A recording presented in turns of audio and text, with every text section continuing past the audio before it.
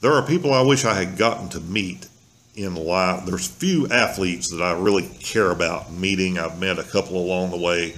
But one of the people I really wish I had gotten the opportunity to meet was Bart Starr. Apparently in interviews and things, he was just a down-to-earth person and just a good person. And in this age of just absolute stupidity, you know, you never heard of Bart Starr getting in trouble, really doing anything wrong. He was just a good, solid human being. One of the things that really affected Bart Starr as a child, and one of the things I remember reading about as a child, and kind of stuck in my head, because by the time I was a child, we had moved past this being something that was fatal to people. When Bart Starr was about 12 years old, his little brother, being in a barn, stepped on a nail. I've seen some things that say stepped on a bone. Now, I don't know where that story came from.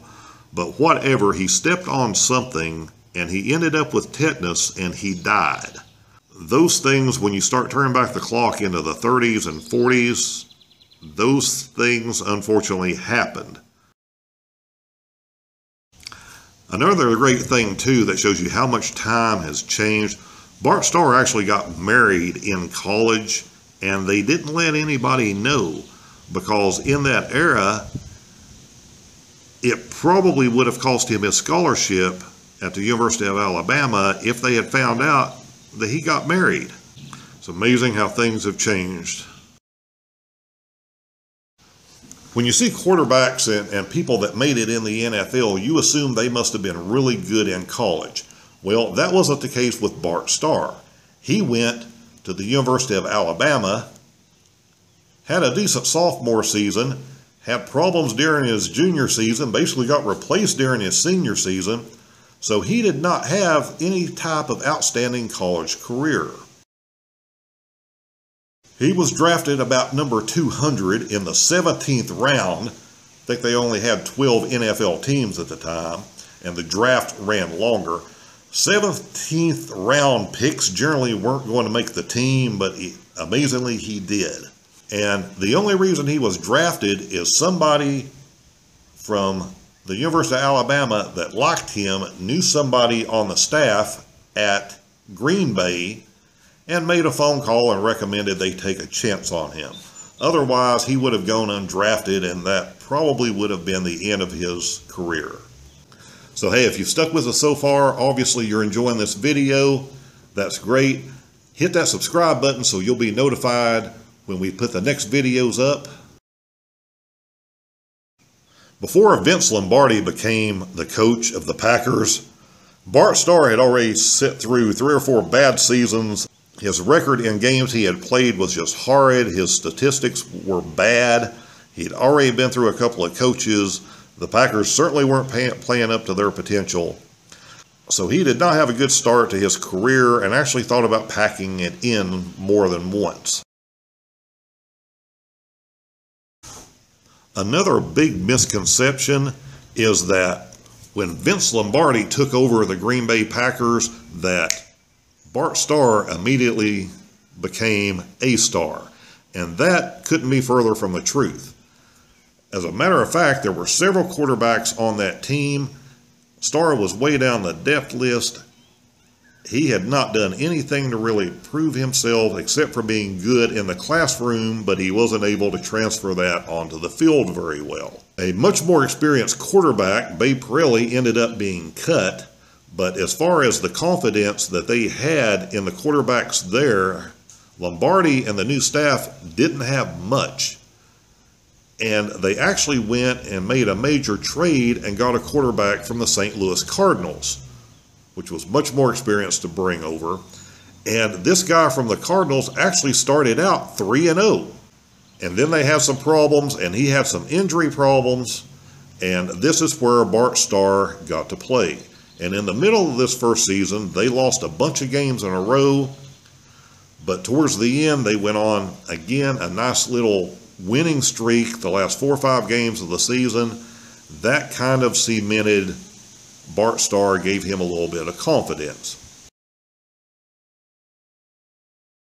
So you would think going into the next season that Bart Starr would be the starter, right?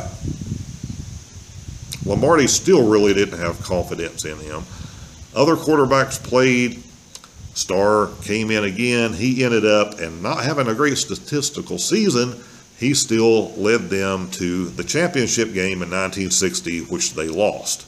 This would be the only playoff game that Bart Starr ever lost. It would be the only playoff game through the rest of the 60s that Vince Lombardi and the Packers ever lost. Hey, if you're enjoying this video so far, be sure to share this video with your friends and fellow fans. So Bart Starr ended with a 9-1 playoff record, 90% wins. There is nobody probably ever going to touch that with a 10-game minimum, ever. You know, not Terry Bradshaw, not Joe Montana, not Tom Brady. No one has been able to come close to that, and I don't think anyone ever will, which is one of the things that cemented his legend.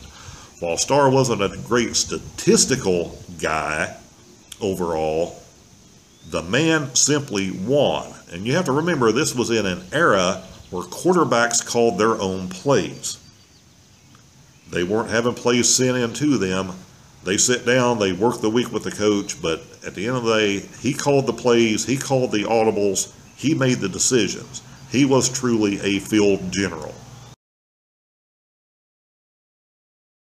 So when you compare players of that era, there's Bart Starr and there's Unitas, and statistically, Unitas, of course, threw for many more touchdowns and much more yardage, and the Colts had success and won some championships. But even comparing apples with apples there, Bart Starr was your winner.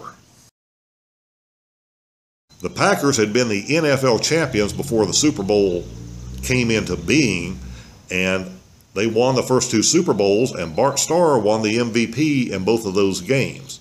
So until Terry Bradshaw matched that in Super Bowls 13 and 14, Bart Starr was your only two-time winner, and that didn't happen again until the late 80s with Joe Montana being a two-time MVP winner. Now, while Bart Starr didn't have great statistics as far as yardage and touchdowns, the one thing that set him apart is he had a great completion percentage. I think he had 4 seasons that he was over 60%, got up to 65, 66% a couple of times. And while this is very commonplace now, if you're less than 60% now in the NFL, you're going to be benched pretty quickly. But in that era, 50% was good. There were a lot of starting quarterbacks that were 48, 49% passers, and Starr was up in the 60s, and certainly up in the mid to high 50s year after year after year. And I think that's one of the reasons that he ended up with a quick Hall of Fame induction that was much deserved over people who had better statistics. Unlike Unitas and a lot of people at the end of this career, he retired as a Green Bay Packer. He worked for the Packers in various capacities, and then he became the head coach of the Packers. Unfortunately, he did not have the same level of success as a coach that he did as a player, but they did not have the same team either. So through the 70s and the early 80s, he managed to get them competitive a couple of times, up to about the 500 mark, roughly 8-8 seasons. Made the playoffs once or twice, but it just wasn't meant to be. But I love the history of the NFL. I love the early players that made it what it was back before everybody came out of college and started making $1 million and better as soon as they signed their name on the line. Back in an era where people had other jobs in the off season and they were having to plan for their life after their 3 or 4 year NFL career. That to me made sports just so much more interesting than what it is today to flip on the TV and hear about the next guy that made $26 million for being average. Guys and gals, thanks for watching. We appreciate it. We'll see you next time.